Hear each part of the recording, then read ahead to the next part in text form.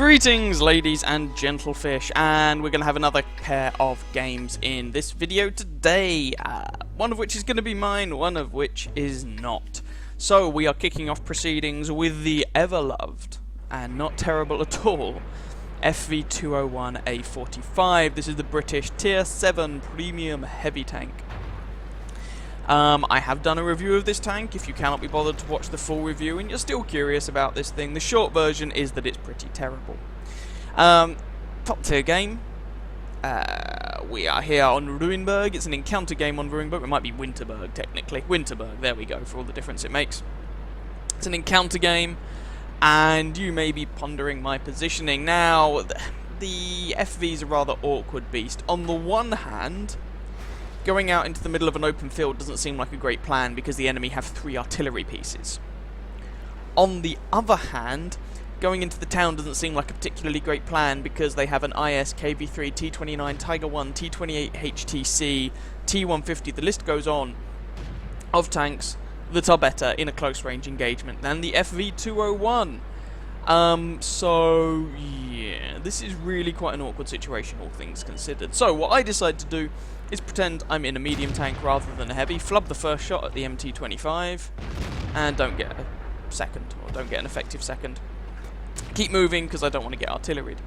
Basically, I don't want to be facing off against T29s and KV3s, and even Tigers and things like that, in a town, in a situation where they can pull forward, dirt me in the face for their 320 or 390 alpha damage, and yes, I just bounced on an MT25, and then roll back. There we go, finally pick up the kill on that guy. Meanwhile, I hit them for 150 in the interim, and they can actually bounce my shots, whereas, well, this tank is essentially made of cheese and ammo racks. Don't forget the ammo racks. Cheese and ammo racks. It's a really great combination. So, as I don't want to do that, I'm basically playing it a bit like a medium tank. Scoreline is currently 2-0, so that looks not too bad. T29 has taken up a very strong position on the corner of the big city thing, which is slightly irritating. KV3 appears to be AFK. You could argue that I shouldn't be wasting my shots on him, but then it turns out he's not AFK. Plot twist. And so shooting this guy is not such a terrible idea anymore. One more shot to finish off this KV3. Come on, I'm not firing APCR here. T37 picks up the kill, but dead is dead. That's good old-fashioned armor-piercing. The armor-piercing ammo on this gun is perfectly capable of punching through a KV3. The problem was the atrocious accuracy, which meant hitting the KV3 where I actually wanted to, you know, because aiming, was rather less than trivial. Now the scoreline is currently 4-1, which is nice, and I get spotted, which is decidedly suboptimal, and there's a really cheeky ELC. Dickermax off away in the distance. And there's kill number 2. Now, ELC is just making a beeline for our artillery along with that T29, which is slightly problematic, and there's a T34. I've got the kill shot, so I might as well take it. Kill number 3. Scoreline is currently 7-3, and there's one of the enemy artillery. Want to make sure this guy dies as much as possible, because in common with other British tanks, the FV201 takes artillery about as well as a fashion model takes a broken heel on their shoe. I have no idea where that analogy came from either. T150 side and rear shots, but screw this gun. So T29 over here along with an ELC. Don't currently have any shots into him. Oh, I did, but I was slightly too slow on pulling the trigger, and you'll notice the enemy team have managed to kill a bunch of us to bring the score up to 8-7. Aiming for the rear of the guy's hull, putting shots in him, hoping I track him as well, but really with this gun you can't do much more than kind of aim for center of mass. The accuracy really is pretty terrible. Put a few shots into that T29, but we can't worry about him too much because they are capping the base. Nonetheless, it looks like I am actually deciding to go for this T29, and the enemy team have gone on a killing spree and the scoreline is now 9-10. Oh dear. Basically they went in and murdered everyone in the town. And you could say, you're a top tier heavy tank, you should have been in the town. Yes, I am a top tier heavy tank, but I'm not honestly convinced that I should have been in the town. ELC misses his shot. The accuracy on that move of that gun is absolutely terrible. But I am worried about him trying to get bum shots into me. That would be slightly awkward, but there we go, them's the breaks. I don't think there's really much I can do about it. Managed to put a shot into the T29, although he is pulled forward. Don't want to get shot in the bum by the ELC, so I pull forward. And that means I have a shot on this T150, and yes, that's right, I hit him, but I actually bounced on his engine deck. Managed to put a shot through the side of his turret, though, to pick up the kill. Going in to try and do something about this clutch of top-tier tanks, there's a Tiger, T28 HTC IS, and we know there's a T29 around here somewhere.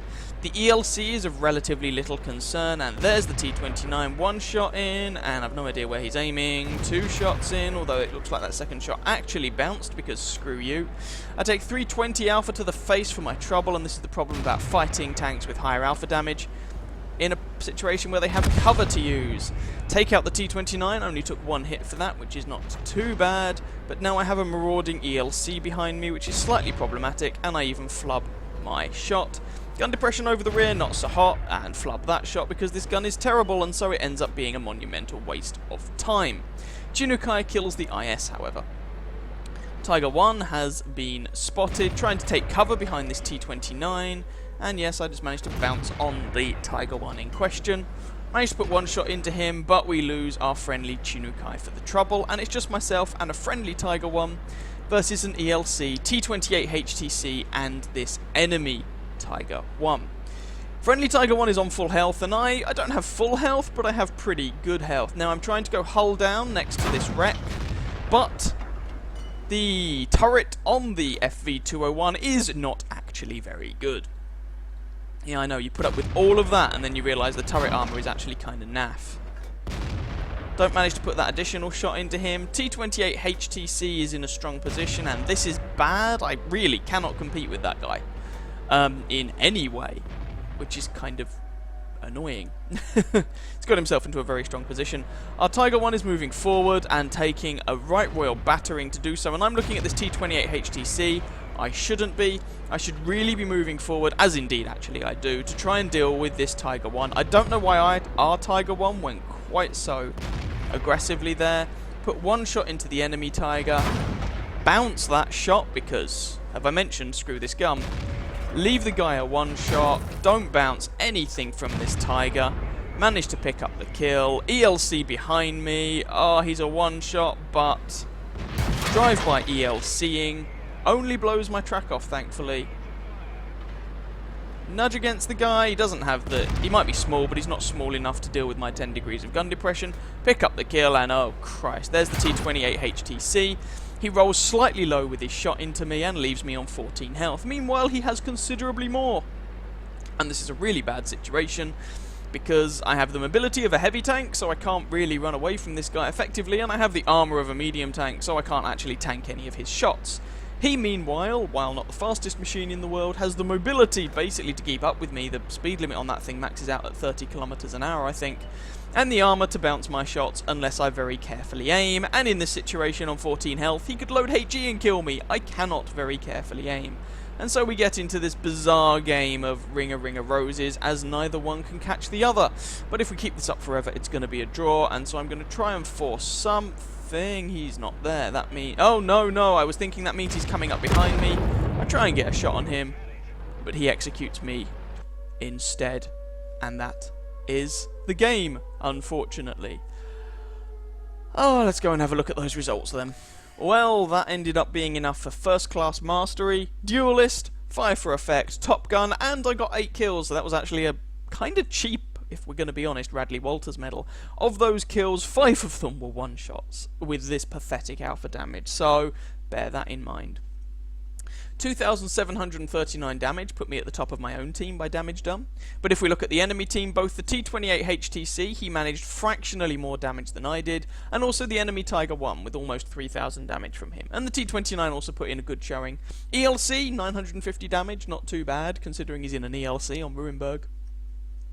But of course I picked up those 8 kills and 759 base XP.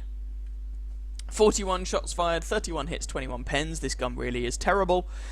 I was bouncing off of Tigers and MT25s, for crying out loud. Anyway, most of the damage was from relatively close range. Received 7 hits, of which my armor deflected 0, even though I was top tier. Spotted 1 enemy tank, damaged 9, killed 8, got a negligible amount of assistance damage. Premium account at the time, so made a 48,000 credit profit. Or almost 49,000 credit profit, and despite the fact that it was a defeat, we're looking at well over 2,000 experience from that, because premium vehicle and because courageous resistance and all of that jazz. So it was a valiant effort, but I ended up getting killed by a T28 heavy tank concept. Now, after the game, I actually got a message from this guy. He just said, "Hi, good job, got lucky, thanks for play." And I thought, oh, well, that's nice. English is clearly not his first language, judging from how he's written that message, but it was really nice just to get a message from the T28 HTC who killed me at the end, just saying, good game, well done. That was, as I say, really good to see. So I just wanted to include that in there as a, something to take away the bitterness that sometimes people get out of this game. Anyway, I promised a second game, and a second game you shall have. So here we go with the second game. Now this is one of those. This will explain the title of the video, but it's also one of those where there's kind of an element of, I don't know, poetry going on in the background. We're joining Mac, and he's driving the T28 heavy tank concept. Now, what am I talking about? Well, firstly, myself and Mac have it's not a competition, but whenever he sees myself get a Radley Walters medal, he seems to take great pleasure in sending me a replay where he has done the same, let's put it that way. And of course I went for ages without a Radley Walters medal, and so it was nice for me to actually start picking them up. And of course, we've just been in a Tier 7 game on Winterberg, and now we're back in a Tier 7 game on Winterberg, in the very tank that killed me in the previous game. This is, of course, for those who don't know, the second personal mission reward tank. Mac is here platooned up with a clanmate. We've got Party Miracle, and then he's got Hellhoff from some other clan. I don't know what BF stands for. And he's going to take up this position on Winterberg. This is where you saw the T29 in the previous game. It's a very strong position, and you can get some good amounts of damage onto enemy tanks who are not cautious enough. And pardon me for just a second, I am desperately attempting to try not to sneeze. Sorry about that. Voila.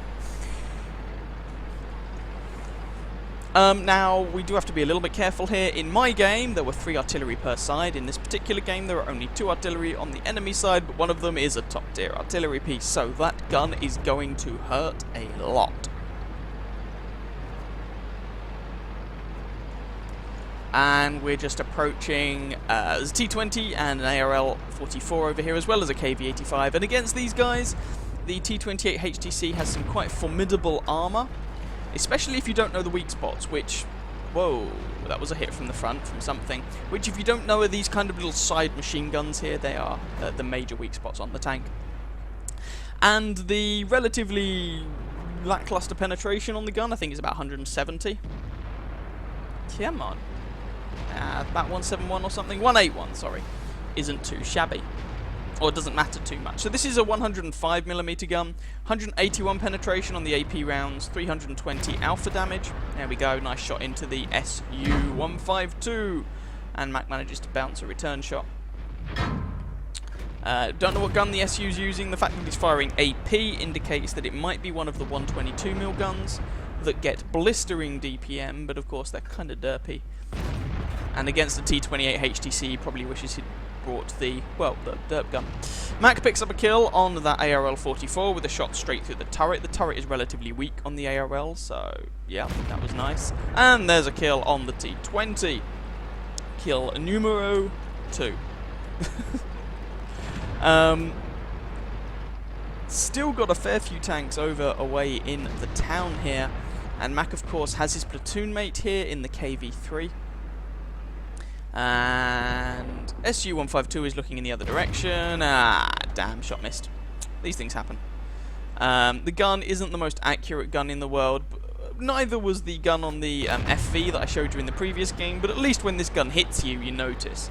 rather than the 150 piddly alpha damage you get from the 17-pounder on the FV. Anyway, I'm going to stop whinging about that tank for a short while and concentrate on what Mac's doing. He's picked up kill number 3 on that KV-85.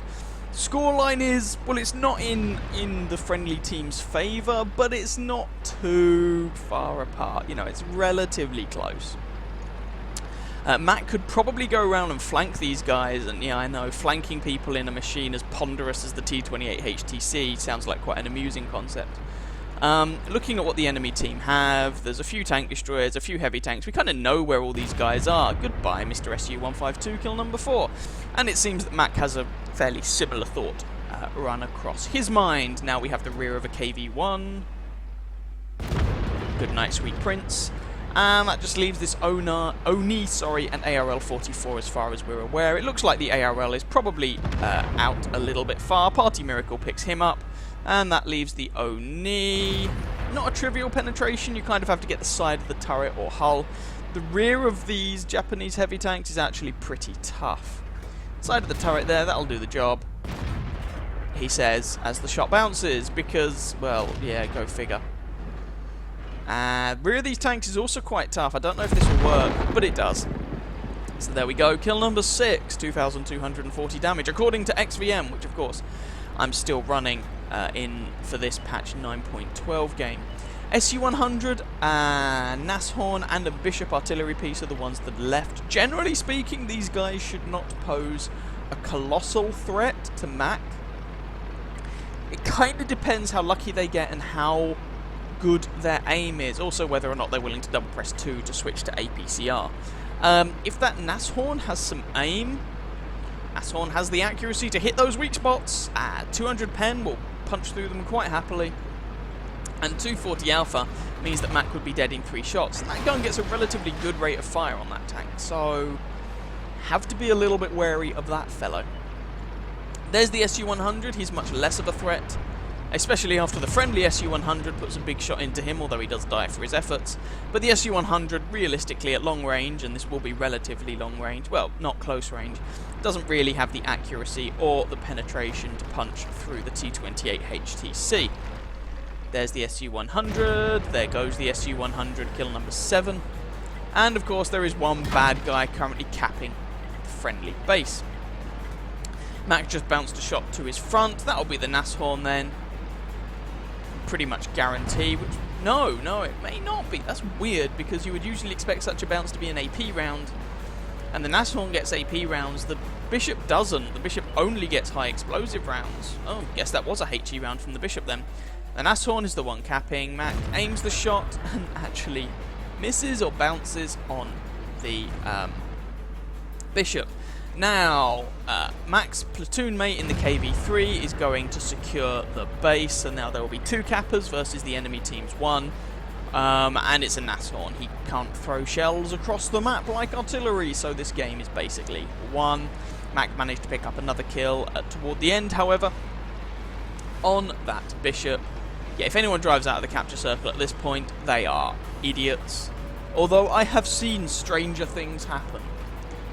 And voila. There we go. Game 1.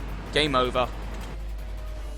But this one ended in a win, so it seemed like a good time to be driving the T28 HTC. Let's go and have a look at the score screens then. So, there we go. First class mastery, bruiser, fire for effect, high caliber, top gun, and of course that Radley Walters medal for securing the 8th kill on the Bishop. Very similar damage count to my game in the FV, actually. Although with that 17-pounder gun, it always feels like a lot more hard work. Anyway, I said I wouldn't be whinging about that tank. Sorry.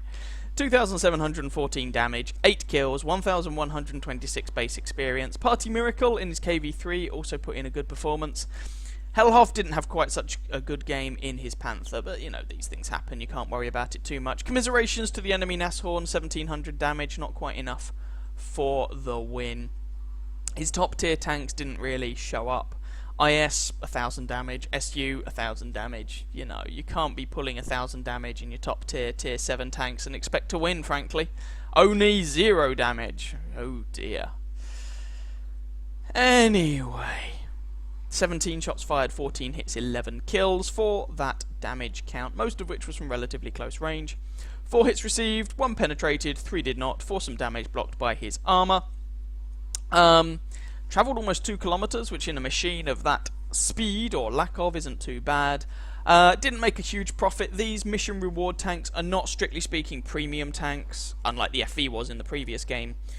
So, I mean, you can use other crews in them, like you can with premium tanks, but they don't get a credit multiplier or anything like that.